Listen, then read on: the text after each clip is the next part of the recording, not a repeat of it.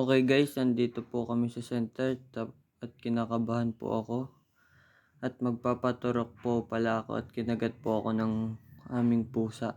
Kaya po magpapaturok po ako. Ako po yung natatakot talaga magpaturok. Ayan po ako, tumatawa pa po ako niyan, no.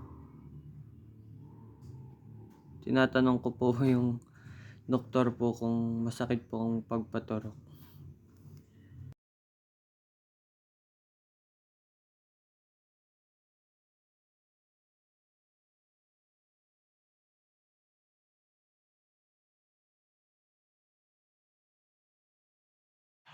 Tinitingnan ko po kung gaano kalaki ang karayom na ituturok sa akin. Bale 3 nga po palang baksin ang itinurok sa akin.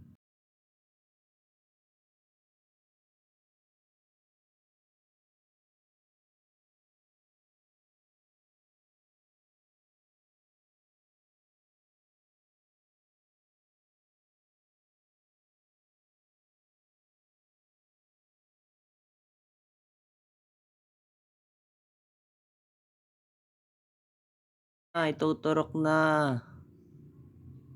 Yari. Uy, gumaganon pa siya. 1-0.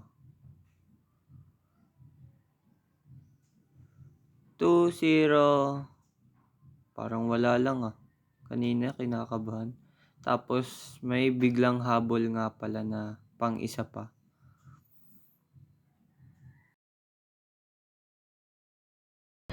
Ano, masakit? Talaga?